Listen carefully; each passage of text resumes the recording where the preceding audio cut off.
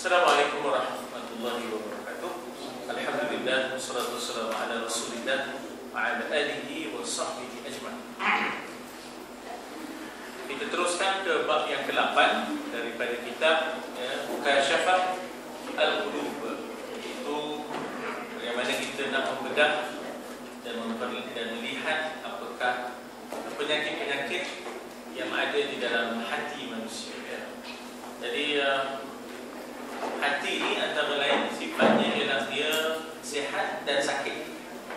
Tuhan sebut fi qulubihim marad, dalam hati mereka ada penyakit.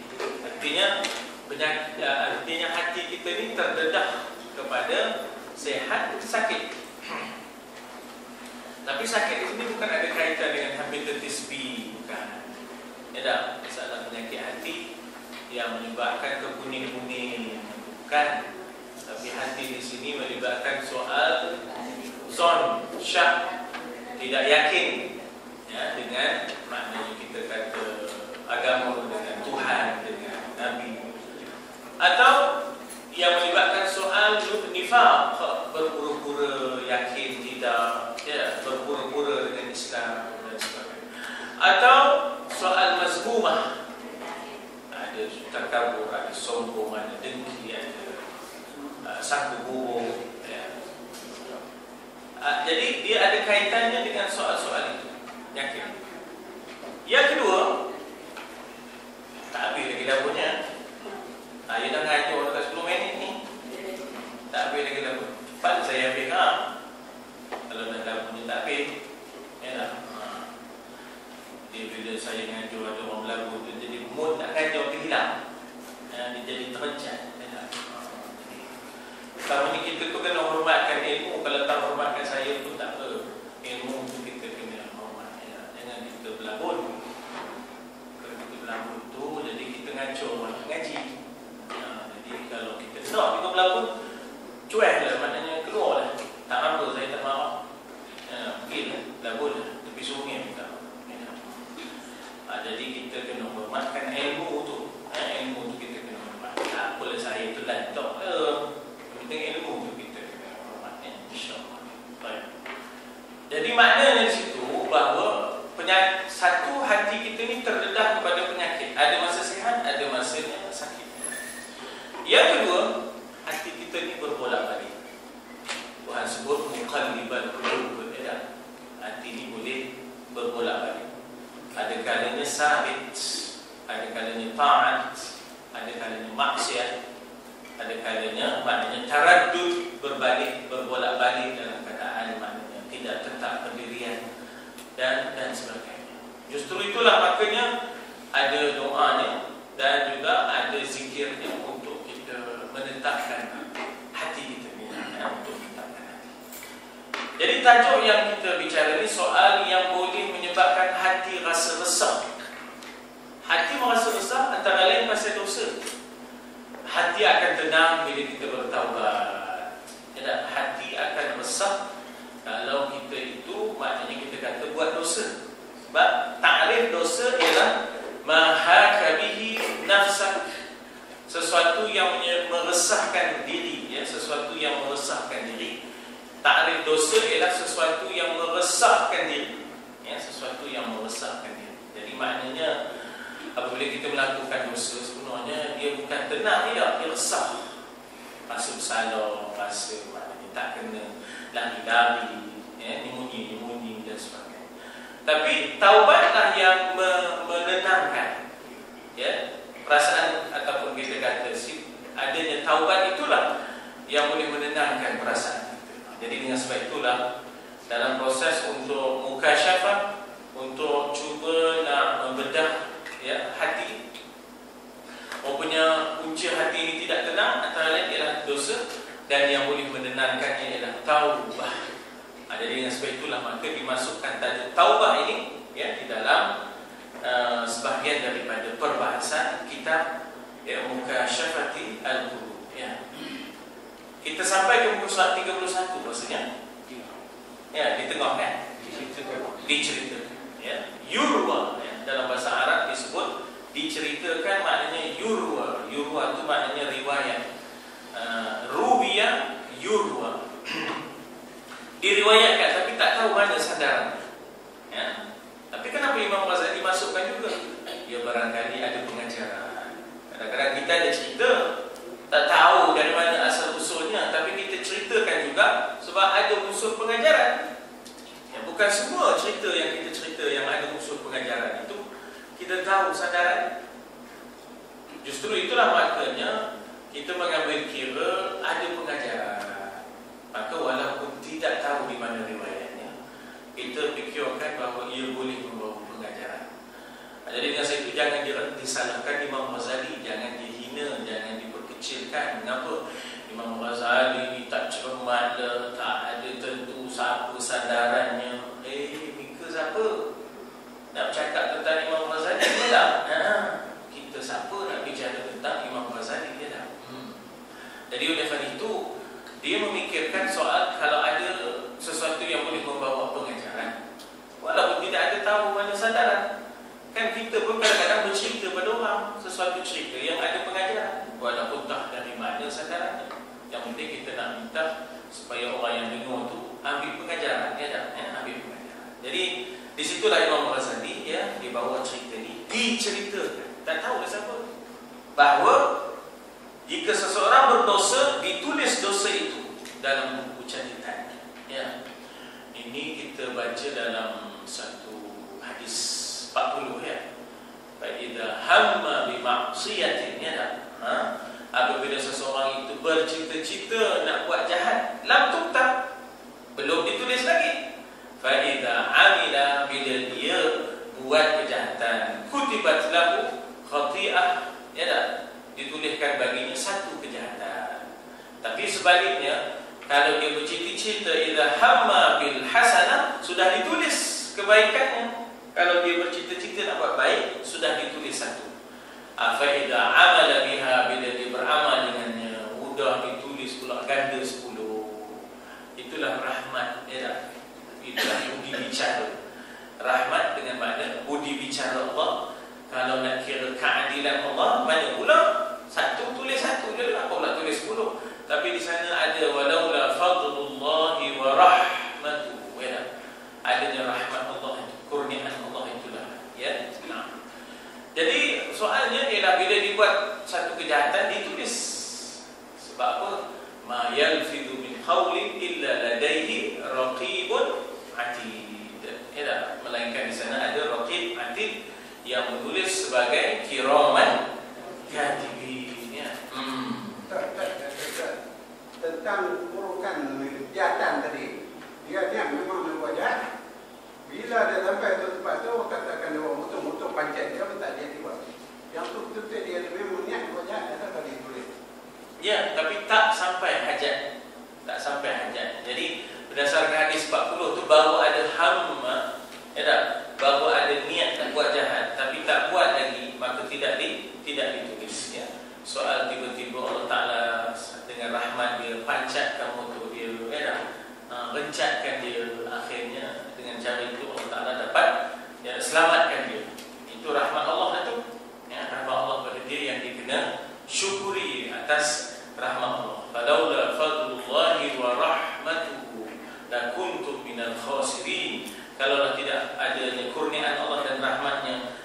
kamu tergolong daripada kalangan orang yang rugi. Habis kita, rugi kita ni kalau tak ada lah rahmat budi bicara Allah. Kalau ikut adilnya Allah, baik berat kita ni, tapi di sana ada budi bicara. Ya tak? Kalau ikut lainnya, ikut law-nya, tak lepas kita, tapi ada rahmat. Jadi di situ di antara cara Allah nak menyelamatkan seseorang, insya-Allah. Jadi dan ketika di suatu hari dia berdosa lagi, dia mengulangi, ya tak? Maka dibuka buku untuk mencatatnya, dan di situ pasti terdapat firman Allah. Ya, maknanya Allah berfirman dalam surah Al-Furqan bahawa Allah akan menggantikan kejahatan mereka dengan kebaikan, dengan hasratnya Allah mahu supaya manusia jangan putus asa dari rahmat Allah. La taqnatu min rahmatillah, jangan putus asa daripada rahmat Allah. Bahawa walaupun dosa sebesar mana pun, rahmat Allah terbuka luas. Mintalah keampunan daripada Allah. Jadi di sini tuan-tuan, supaya hati kita terubat, hati kita terawat. Sebab kita memang kalau kita fikirkan dosa banyak sangat, kalau tidak ada di sana peluang dan rahmat, maka akhirnya menyebabkan seseorang itu putus asanya, boleh membawa pula kepada zindiq, boleh membawa kepada fasik, dan sebagainya. Jadi ingatkan rahmat Allah. Lalu kita pun ya Arhamar Rahimin irhamna. Tak ada apa masalah. Ya tak? Orang kata ngacor, orang nak tidur, ya tak? Slow kena sikit, sayup-sayup je, ya tak? Supaya teringat yang kita itu banyak dosa, perlu, ya tak, mendapat rahmat keampunan daripada Allah. Ya Arhamar Rahimin irhamna, ya tak? Rahmatilah kami, ya Allah. Yakni tempat syirik akan digantikan dengan iman, kejahatan digantikan dengan kebaikan, syirik digantikan iman, zina akan digantikan ampunan, maksiat akan digantikan dengan ta'ah. Jadi bertaubatlah dan ikutilah kejahatan dengan kebaikan. Ya tak? Bertaubat, taba wa aslaha, perbaiki diri.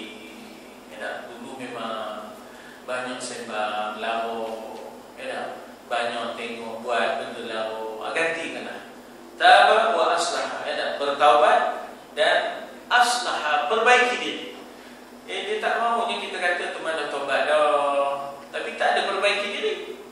Tak mahunya sembahyang tak berganti juga, tak berkata juga. Ya tak? Pergaulan masih pergaulan yang sama.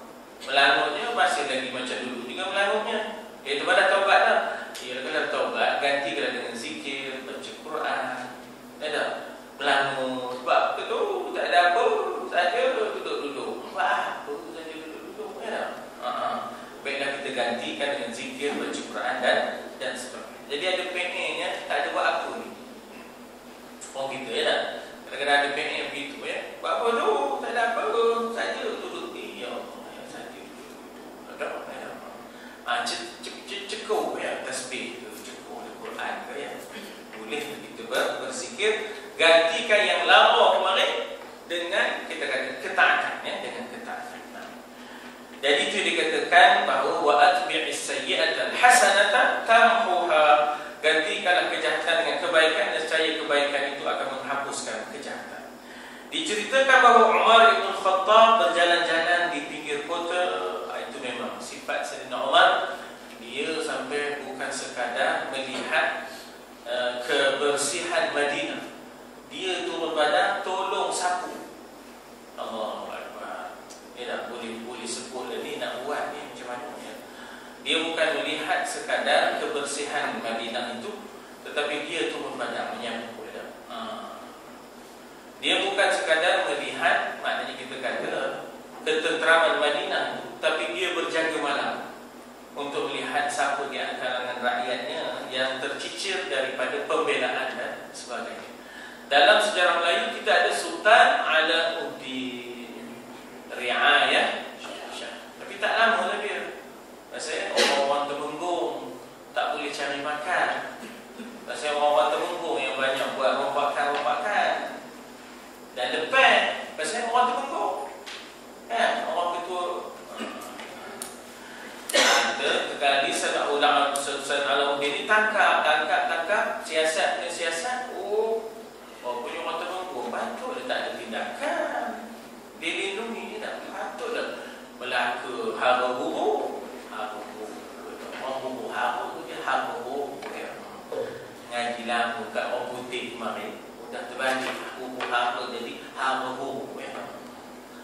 tangkap, oh jadi akhirnya temunggung kata kita mesti buat suatu konspirasi. Jangan bagi lamun Alauddin ni pasal kita tak boleh cari makan. Kalau Sultan Alauddin memerintah, dia racun dia bang. Racun dia pun tak lama kawannya matinya berdarah. Demikianlah Saidina Umar matinya pun berdarah, ya. Jadi berjalanlah di pinggir kota, ya, melihat apa yang boleh tentang kebajikan rakyatnya, ya. Beliau melihat seorang pemuda membawa botol yang disorok di balik bajunya. Apa namanya? Kalau benda itu betul, tak payah bersorok-sorok. Ini benda tak betul ini yang boleh bersorok-sorok. Kadang-kadang sebab itu Nabi larang berbisik-bisik. Kalau kita bertiga, tiba-tiba ada dua orang berbisik. Nabi larang. Kenapa tu? Tiba-tiba pula berbisik. Orang ketiga akan timbul persoalan. Apa yang dia ni? Ngata aku ke? Dia nak bisik kat depan aku. Jadi dilarang berbisik. Bila dah kita nak berbisik, aku pula kalau dah ramai begitu, ya. Jadi dikata apa di situ bahawa beliau melihat seorang pemuda membawa botol disorok di balik baju. Mungkin ada orang kata, bukan ke Islam sudah memerintah, macam mana pula masih ada Arab? Industri tak ada. Orang dulu oleh kerana tamar itu berleluasa, dia boleh buat arak sendiri. Dia tak di rumah perah, dia tak perah. Adanya kita kata adanya tamar yang diperam, ayunya dan sebagainya, ya tak? Bukan dalam bentuk skill industri. Skill maknanya dalam bentuk industri memang tak ada lah.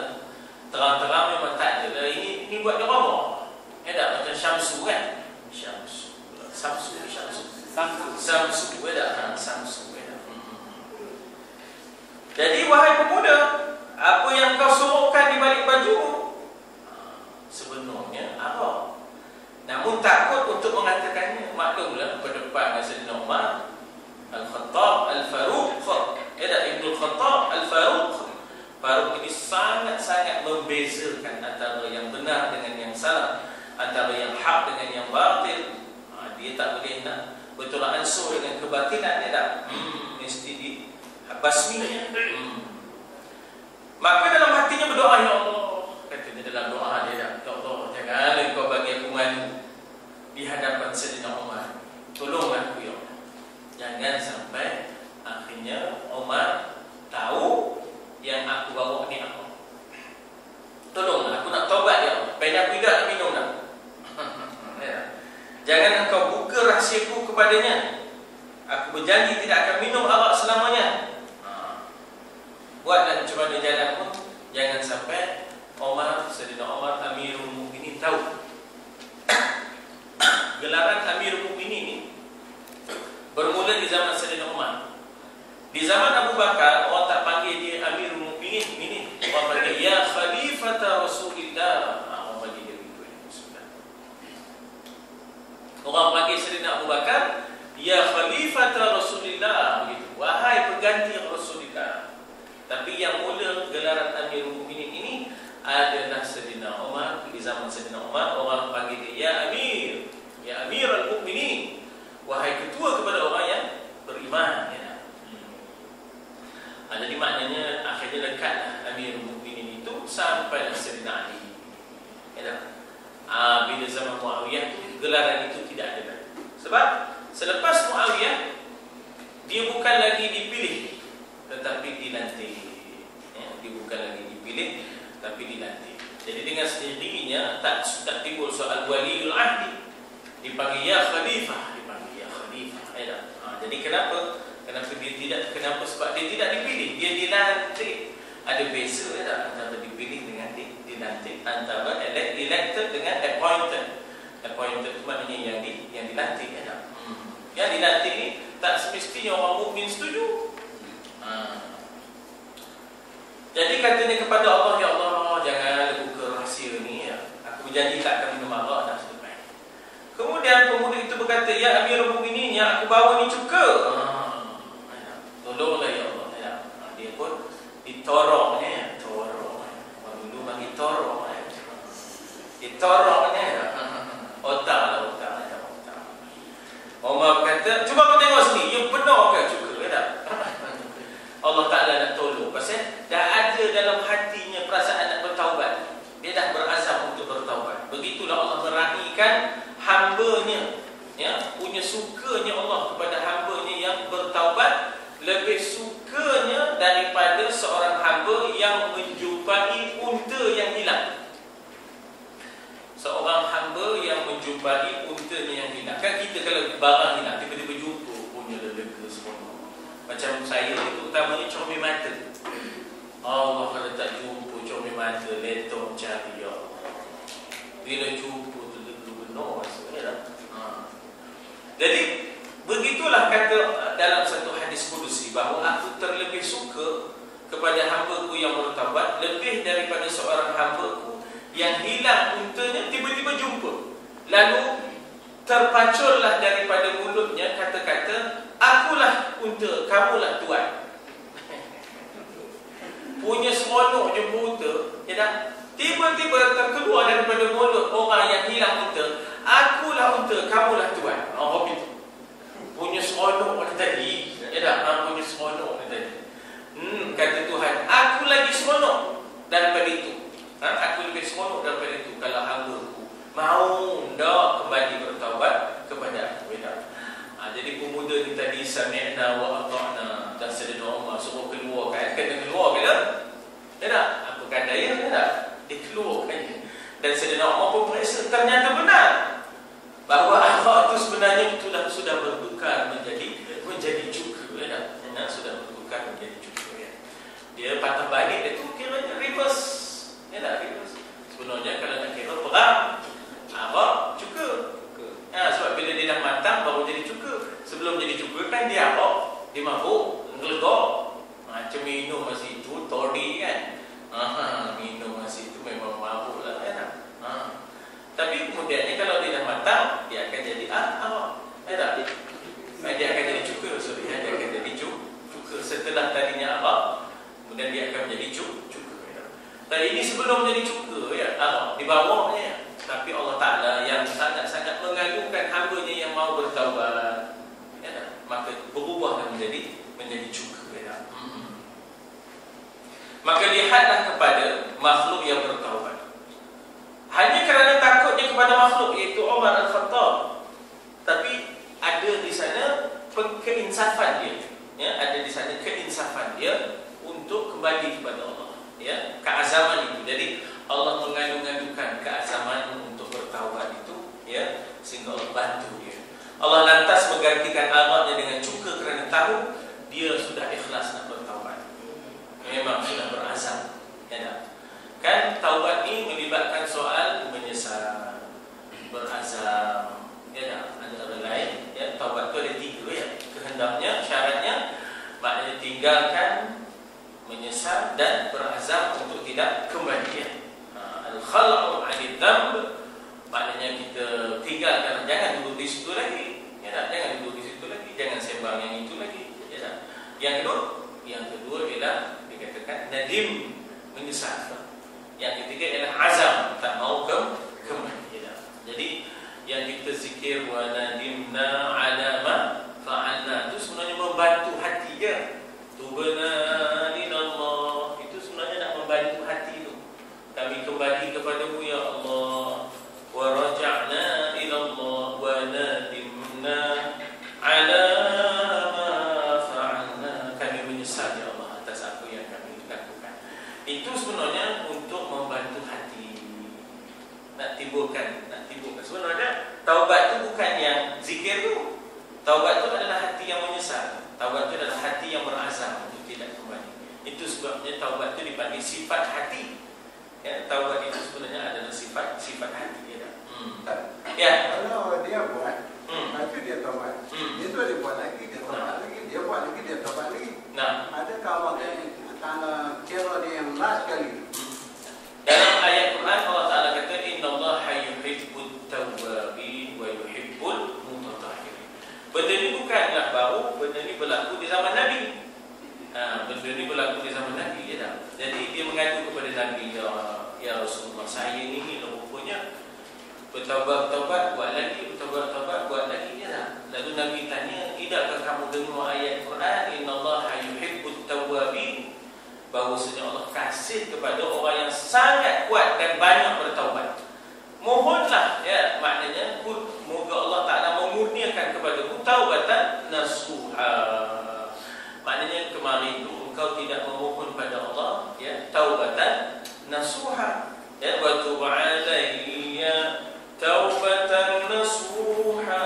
Maknanya yang penyudah, tak ada nak kembali dah, bakor dah jabatan, ya tak, bakor dah jabatan, tak ada nak kembali dah.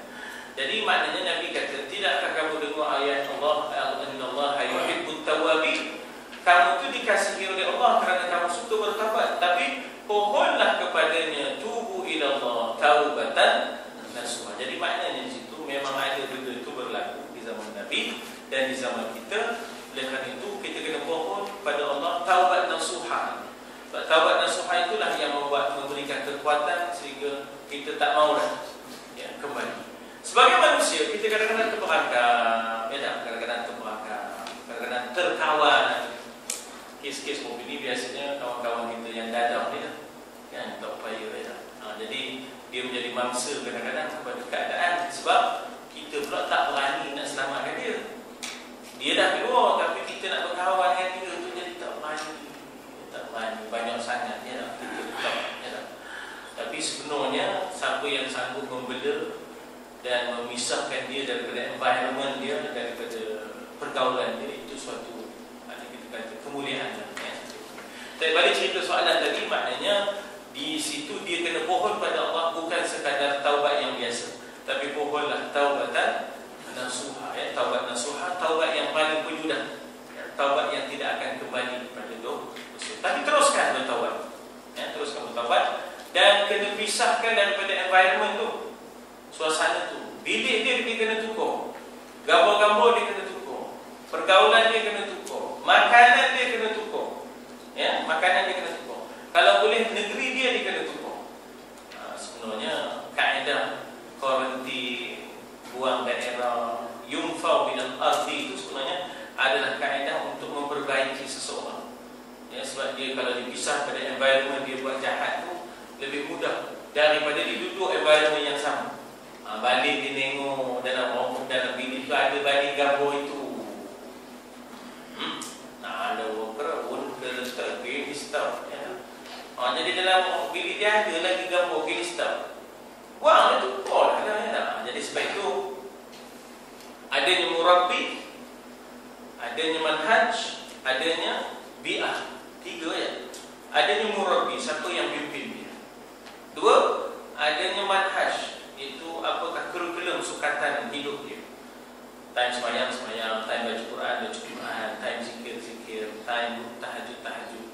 Dan kemudian ada lagi satu dipanggil adanya bi'ah. Bi'ah itu maknanya suasana. Kena bina suasana lain, kena cari suasana lain, ya. Jadi dia tu boleh datang balik kepada dosa tu pasal dia tak pisah daripada suasana yang sama. Dia duduk lagi dalam suasana itu. Member semua merokok, kan, contoh. Payung lah, ya. Jadi maknanya itu yang susah nak berhenti tu. Pasal kita cium bau, tengok orang masak dan makan. Dia datang tu, ya. Patut dia dipisah sekejap. Datang dia ni tu, ya. Jadi katanya di situ bahawa maka seandainya orang yang melakukan kejahatan dia lantas bertaubatan nasuha, menyesali dosanya, tentu Allah akan menerima taubahnya. Sebab itu dikatakan innahu kana tawwaba. Innahu kana tawwaba, adalah dia amat menerima taubat hamba-Nya. Lebih suka dia daripada seorang yang kehilangan untanya, tiba-tiba cari di padang pasir. Ingat senang cari unta, orang penjauh orang cari, tiba-tiba jumpa, langsung tersasut. Akulah unta, engkaulah tuan. Tuhan kata, aku lebih suka daripada itu, daripada dia yang terjumpa untanya, yang tersasut. Aku lebih suka daripada itu bila hamba-Ku mau bertaubat. Maka Allah Ta'ala tukar kejahatan, arah kejahatannya kepada cuka ketaatan. Bahasa simboliknya. Jadi hendaklah mohon taubatan nasuha. Wa tub alayya taubatan nasuha. Ya, tubu ila Allah taubatan nasuha. nasuha. Ya. Ini disebut dalam pusat yang awal itu ya, taubat nasuha. Ya. Yakni taubat yang kesudahan, yang tidak ada kembalinya, yang tidak ada kembali, maka memerlukan mursyid, memerlukan manhaj dan memerlukan bi'ah. Mursyid itu orang yang membimbing kita. Kemudian kita perlukan manhaj. Manhaj ni tukar jadual, kurikulum kita tukar. Dulu kita buat ini, sekarang kita buat lain dah. Dulu kita baca ini, sekarang kita baca lain. Dulu kita tengok ini, sekarang kita tengok lain dah. Dulu zikir kita ini, sekarang zikir kita lain dah. Wirid kita ini dulu, sekarang kita punya wirid lain dah. Kena tukar manhaj. Dan yang ketiga ialah mesti ada bi'ah. Bi'ah ni suasana conducive, maknanya suasana circumstances yang membantu kita. Jangan duduk di tempat yang itu juga ya. Jangan duduk di tempat. Jadi mungkin dia tidak di orang itu kan di rumah, pasal dia duduk tempat yang sama. Yang duduk di tempat yang sama. Tersebut pula dari Abi Hurairah radhiyallahu anhu. Abu Hurairah ni gelaran saja ya. Dia berkata, suatu malam setelah solat Isya, aku keluar bersama Rasul sallallahu alaihi wasallam. Abu Hurairah ni disebut bayang Rasul ya, tuan-tuan. Gelar ni ya. Sebagai zilli Rasulillah. Zil ni maknanya bayang. Bayang mana ada kisah dengan Tuhan. Itu lebih sini Abu Hurairah. Dia tak ada. Orang lain sibuk ke ladang ternak, orang lain sibuk ke ladang tamat, orang lain sibuk ke gudung perniagaan. Dia tak ada. Dia fokus tumpu. Tapi Nabi pun tak marah. Dia duduk di sufah dia. Banyak duduk ni beredar masjid. Dan adalah sama-sama dengan dia tu, bukan dia saja. Tapi dia pun bukan nunggu pisang dia dah. Ya, bukan nunggu pisang dia kan. Dia mengaji ngapai, ya, memakmurkan, mengimarahkan masjid dan sebagainya, baca Quran dan sebagainya, menghafal hadis, sampai tersenarai lah, ya dah, sebagian ahli sufah ni, sebagai ahli ilmu ya dah. Nabi pun tak larang, bahkan Nabi suruh mereka yang ada lebihan tamar bawa ke masjid untuk ahli sufah makan, ya dah. Mereka ada lebih makanan, bawa ke masjid untuk ahli sufah. Tapi ahli sufah ni itulah tadi, bukan baring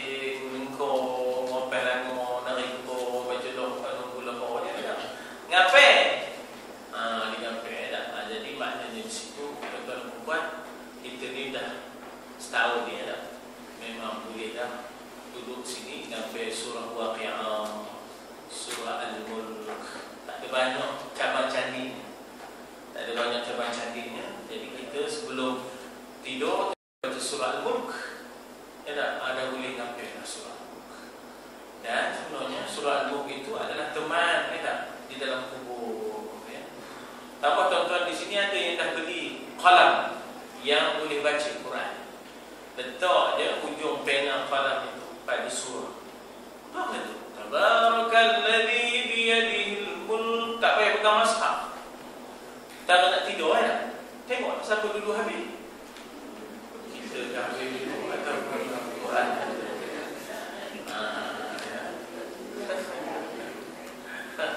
Jadi nak senang cepat tidur, bawa pintu ya. Kadang-kadang mata tu kebik. Ya Allah, susah hati buat mata ngantuk tak mau tidur ya. Mata ngantuk tapi tak mau tidur. Dia senang ambil Quran tu, allama bil qalam, ya. Allama al-insana ma lam ya'lam. Letak dekat surah Sajadah. Letak dekat surah Mulk, dia pun baca, kita mengikut terbaik. Nak sampai ke tidur ya. Nak sampai ke tidur ya. Jadi memang boleh dah Waqi'ah ya, boleh dah Al-Mulk, Tabarakah ya dah. Dan juga surah Sajadah. Sebagai KPI kita lah ya dah. KPI yang boleh Key Performance Index kita ya, atau indicator. Key Performance Indicator. Ya dah, sebagai untuk kita mengukur prestasi diri kita. Mengukur pencapaian kita. Dulu tak dapat, sekarang jangan inna a'tayna pun lupa. Lam yakunin pun lupa. Lam yakunin. Mana ada kuning dalam Quran? Oh, kampung lam yakunin kata dia. Mana ada tanwin? Lam yakunil ladzina kafaru. Lam yakunin. Jadi kita tengok balik prestasi, ya dah, setelah setahun kita, ya dah, insya-Allah. Saya pun kena tengok ni banyak dia, bukan tuan-tuan perempuan. Semua orang kena tengok. Kita tak payah banyak menghitung orang. Hasibu anfusakum.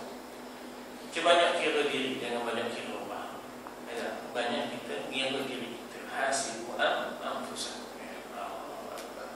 Cakap senang ni nak buat dia payah. Kita tu mengira orang. Cakap tengok dia. Cakap tengok. Hair kamu pun tak ada ni. Ya, jadi maknanya kalau masing-masing tengok hair dia kan ada perubahan. Ya, kan ada perubahan. Ya.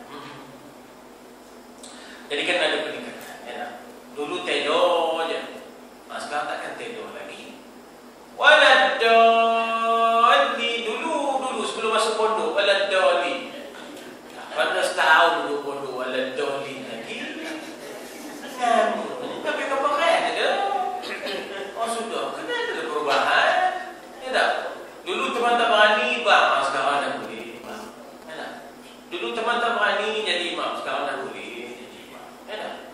Mangkuk lah kalau tak boleh. Ya tak? Mangkuk lah kalau tak boleh. Jadi maknanya kita kena bina kekuatan. Ya, kita kena bina kekuatan. InsyaAllah. Saya bukan nak laporkan pada diri saya. Bila saya bercakap tu, saya yang paling dekat. Telinga tu yang dengar telinga saya. Yang paling dekat saya. Dan saya kata bahawa perubahan itu dalam the way out is in.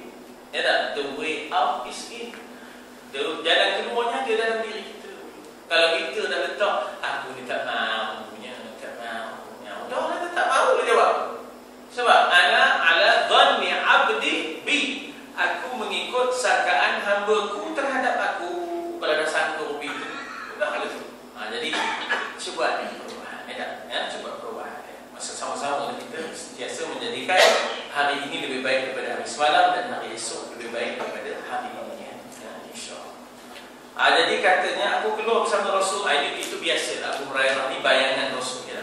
Ketika berjalan aku berjumpa dengan seorang wanita. Ya, Abu Hurairah dia bertanya, ya tak? Sesungguhnya aku telah aznabtu, aku telah melakukan dosa.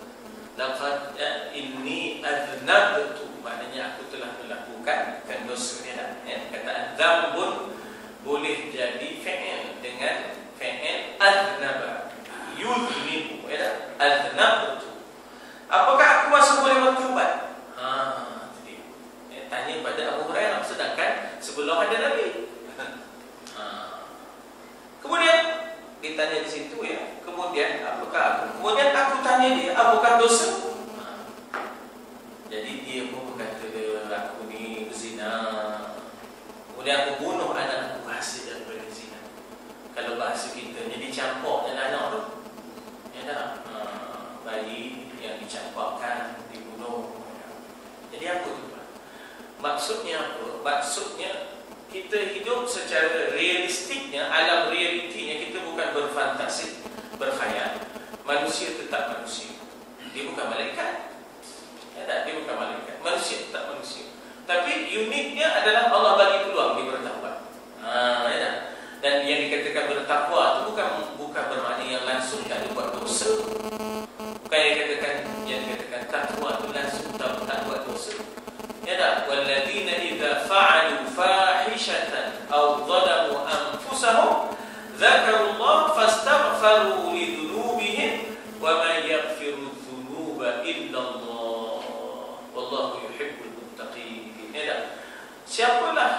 Sesiapa yang melakukan perkara yang keji, walladzina idza fa'alu fahishatan, ataupun dia melakukan dosa, zalamu anfusahum, lalu diteringat Allah dan memohon ampun kepada Allah. Siapakah selain Allah yang boleh mengampunkan? Allah kasih kepada orang yang bertakwa dan meminta ampun. Ya tak? Jadi maknanya orang yang bertakwa bukan pula langsung tak ada salah. Jadi kita pun ada salah kita. Ya? Kita pun ada salah kita. Lalu aku berkata kepadanya, habislah kamu, mal'un katanya. Mal'unah. Terlaknatlah engkau, mal'unah. Kalau laki-laki mal'un, orang Melayu kata mal'un kamu ni. Arab ni tapi tak sedar daripada la'ana timbullah yal'anu Allah kan ya? timbullah yal'anu tu kita tolak kejap ya ke tepi, taruh mim. Ya dah.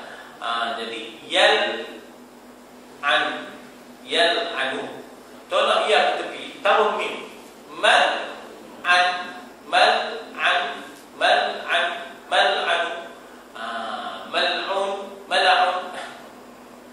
Terlaknatlah kau, tuan-tuan dan puan.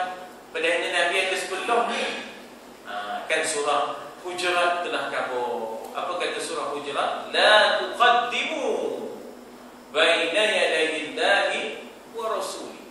Jangan mendahului Allah, jangan mendahului Allah, jangan mendahului Rasul.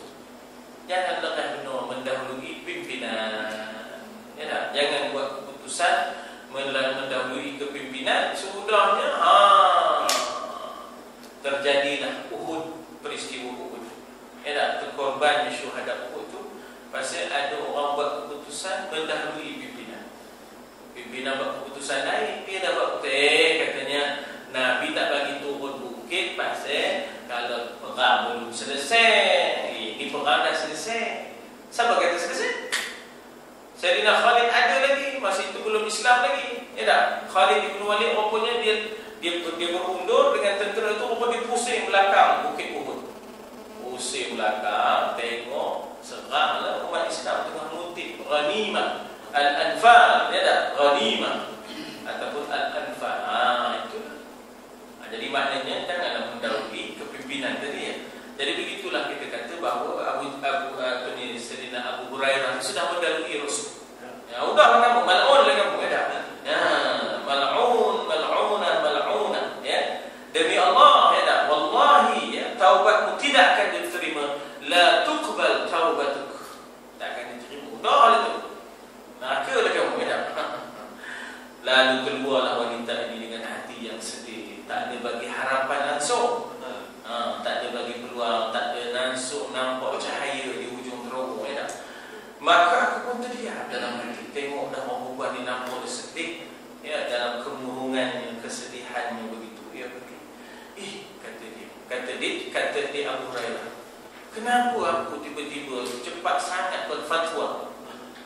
Dia daripada perkataan afta, yufti, afta, yufti. Daripada yufti tibalah mufti. Mufti itu ialah orang yang memberi fatwa. Dan fatwa ni dalam bahasa kita petua. Fatwa ni dalam bahasa kita ialah petua, berpetua, memberi petua. Petua. Fatwa. Cepat sangat. Dia kata begitu. Wa Rasul, sedangkan Rasul berada di samping kamu. Wa'lamu anna fikum Rasulullah. Dalam surah Hujurat dia tegurnya, dia kata ketahuilah kan Rasul itu ada di samping kamu. Wa'lamu anna fikum Rasulullah law yuti'ukum fi kathirin minal amri la'anittum. Kalaulah Rasul itu dia mengikut agam koma je, susahlah koma esok. Susahlah koma. Kenapa? Koma itu tak mau dibimbing oleh Rasul. Koma tak Rasul ngikut koma. Kita orang itu dah tuan-tuan. Kalau kita tak nak ngikut agama, biar agama ngikut kita. Susah hidup ni. Kalau ada agama ngikut kita, bukan kita ngikut agama, susah hidup kita macam-macam dah tiba Jadi aku segera menemui baginda. Mengapa aku berfatwa sedangkan Rasul berada di samping? Maka aku segera cari baginda. Anak kira dah terpisah tu. Lalu baginda berkata, engkau sudah salah, akhta'ta. Kenapa kamu berfatwa mengatakan tak ada peluang? Mal'unah lam tuqbal taubatuk. Allah tak akan terima taubat. Akhta'ta. Tapi kenapa Rasul tidak terus menegur Abu Hurairah? Jadi pasti ada wanita tu nak jaga juga status dan juga maqam Abu Hurairah. Cara nak negur Allah Akbar. Hikmahnya menegur jadi kita kadang tegur depan-depan orang tu ada bawah, orang tu ada status. Jangan sampai kita Jadi Nabi tadi tak tegur depan. Ya tak? Dan Nabi nak bagi pengajaran secara amali. Ya tak? Nabi nak bagi pengajaran secara amali. Jadi tuan-tuan dan puan, ada teguran yang membina, ada teguran yang menguntung. Ya tak? Antara lain, ya tak? Bila kita gagal memilih tempat, ya tak? Ikut dah. Dan juga, ya Allah, lagi satu bahasa yang kita pakai. Bahasa yang kita pakai pun nak cermat, ya tak? Kadang-kadang kita melemahkan semangat orang, bukan menguatkan semangat, ya tak? Jadi kata Nabi, akhtaqta, engkau sudah salah. Alam tasma' qawlahu ta'ala, yang disebut dalam surah Furqan, ya, dan orang-orang yang bermaksud, dan orang-orang yang tidak menyembah Allah, ya, yang lain, dan orang-orang yang menyembah Tuhan yang lain bersama Allah, dan orang-orang yang tidak menyembah Tuhan yang lain bersama Allah, Allah akan gantikan kejahatan mereka dengan kebaikan. Maknanya selagi dia tidak syirik dan ada kecenderungannya untuk kebaikan, kan dia nak bertaubat, kan ada cenderungnya nak baik. Kenapa kamu buat keputusan itu? Ya tak? Kamu tiba-tiba kata nak, dan kamu kata dah lah tu, takkan diterima taubat. Oh lah kamu, ya tak? Bukankah Allah sebut dalam surah Furqan, ya Abu Hurairah, selagi seseorang itu tidak syirik, Allah akan gantikan jahat mereka dengan baik. Maksudnya dia dah mau bertaubat, nanti Allah akan gantikanlah, maknanya kejahatan dia dengan ketaatan, dengan taubat dan sebagainya. Kes ini berlaku kan di zaman Sayyidina Rasulullah SAW. Seorang wanita yang berzina, ya, dipanggil Ghamidiyah, ya, imra'ah Ghamidiyah. Betul orang Arab ni makanannya juga. Daging sesaja, daging pula daging unta. Apa dilaku, ya tak? Nasib baik dia mau suka yogurt, dia mau suka susu, dapatlah timbang sikit. Dia mau minum susu yogurt ni yang masak tu. Main timba tu kan, beli timba untuk satu family, ya, beli satu timba, ya, satu timba tu lebih kurang 1,5 kilo lebih kurang, ya.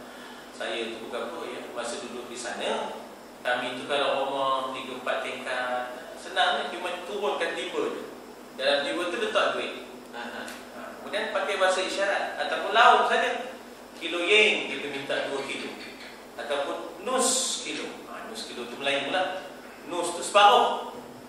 Kita sebut nisfu, tapi bahasa Arab pasar dia tak sebut nisfu, dia sebut nus. Tangan dia buka begini, nus. Jadi banyak itu bahasa isyarat dia, nus. Ya, bahasa isyarat dia bukan separuh. Kita sebut begini, ya, kalau berhenti begini, ya. Dia bagi saja. Jadi begitu tuan-tuan, Allah Ta'ala maknanya imbangkan sehingga tak ada lagi terbawa-bawa. Dan sebenarnya makruh pun makan tetiak ni, makruh, ya. Daging makan tetiak ni makruh. Maksudnya dia merangsang nafsu, ya. Di samping itu kesihatan kita kena jaga, ya. Jadi ada peluang untuk Allah Ta'ala gantikan jahat silamnya dengan kebaikan. Apatah lagi wanita ni nak bertaubat. Jadi wanita di zaman Nabi tadi akhirnya direjam. Bila dah rejam, mati. Bila dah mati, Nabi kata tolong uruskan jenazahnya untuk kita sembahyangkan. Maka Sayyidina Umar kata, ya Rasulullah, hadhihi zaniyah, alam, yani kaifa nusalli 'alaiha? Ya Rasulullah, ini kan perempuan zina ni, nak apa kita nak sembahyang untuk atas dia, ya. Kan Nabi kata kalau ditimbang pahala taubatnya dengan gunung Uhud tu, kamu tengok besarnya gunung Uhud tu. Gunung Uhud ni macam gunung pondok, tuan-tuan. Siapa yang pergi Madinah tengoklah macam tinggi daripada gunung pondok sikit, ya tak? Sebelum kena letup dah. Jadi maknanya di situ, kalau dah dilihat orang itu, ya, kalau dah dilihat orang itu, kata Nabi Pan, taubat yang wanita ini lebih berat, lebih besar kalau ditimbang pahalanya daripada gunung Uhud itu, ya. Jadi akhirnya Sayyidina Umar bersama-samalah menyembahyangkan wanita ini, ya. Jadi kemudian aku keluar dan berkata, siapa boleh tunjukkan padaku wanita yang bertanyaku tentang sesuatu masalah? Anak-anak berkata, majnunah al-an, dia dah, dah gila dah dia, majnunah, ya. Majnun tu gila, kalau perempuan jadi majnunah, ya. Sebenarnya Laila tu tak boleh kata Laila majnun, Laila majnunah, ya. Jadi nama Laila selalu jadi nasib tak elok. menjenun, asfal. Ada asfalena, asfal tu paling bawah, asfalena. Ada asfalena. Lena menjenun, ana menjenun, ada. Siapa boleh tunjuk pada wanita? Udah habis dah jadi gila, dah married dia. Mengapa? Pasal aku married atau dah kamu tak boleh dah, tak terima taubatnya. Dia telah gila ya Abu Hurairah. Namun aku cari juga dia sampai dapat, kata Abu Hurairah. Lalu aku akhbar tu, aku khabarkan kepadanya bahawa taubahnya masih boleh diterima. Dia pun seronok, dia menjerit. Ya ke katanya? Boleh terima Allah. Ya, sambil berkata, aku ada kebun, akan aku sedekahkan dia kerana Allah dan Rasul. Punya seronoknya. Ya, sebagai membalas kesyukurannya itu, maka dia wakafkan kebunnya, wakafkan kebunnya untuk Allah dan Rasul. Itu seronoknya pasal taubatnya mau diterima. Yang taubatnya boleh diterima. Habis di situ tuan-tuan, riwayat dari Utbah Al-Ghulam radhiyallahu rahimah. Rahina ila Allah wa raja'na ila Allah wa nadimna ala ma fa'alna tubna ila Allah wa raja'na ila Allah wa nadimna ala ma fa'alna tubna ila Allah wa raja'na ila Allah wa nadimna ala ma fa'alna. Baik, teruskan dengan kitab berikutnya. Sebelum itu mungkin ada soalan, pandangan, tambahan. Sila. Kita kongsi maklumat. Ustaz, Ya. saya tentang orang ni dia minum teh, dia mau dah Minum teh.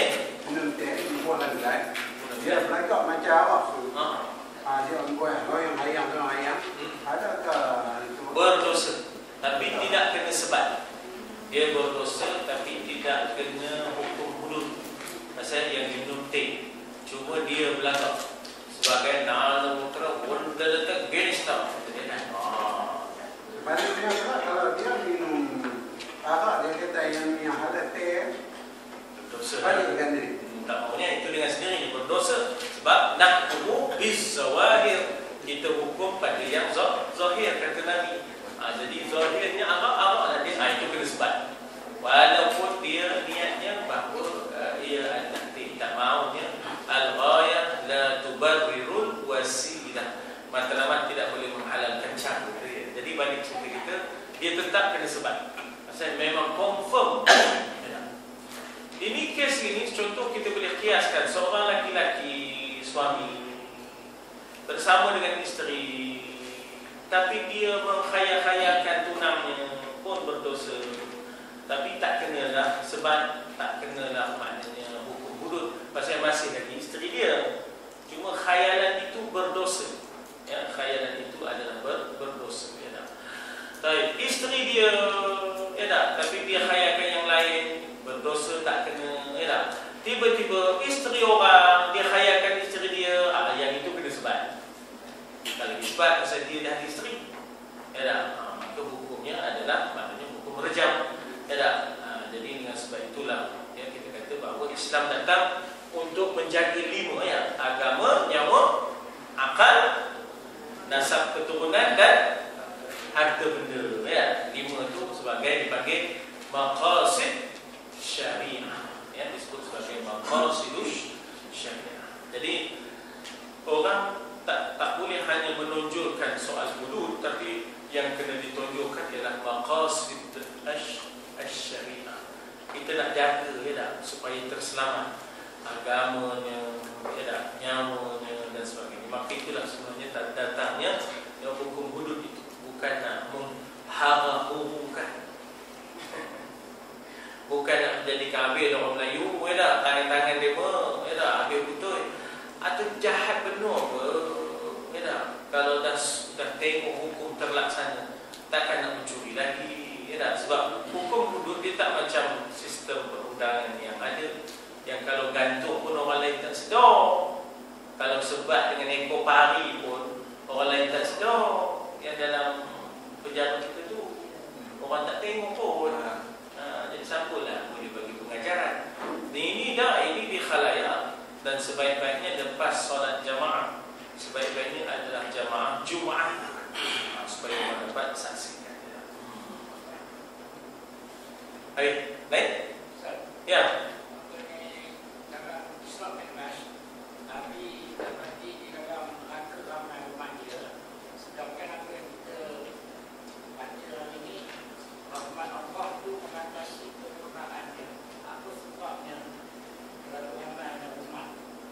Tak habis tu.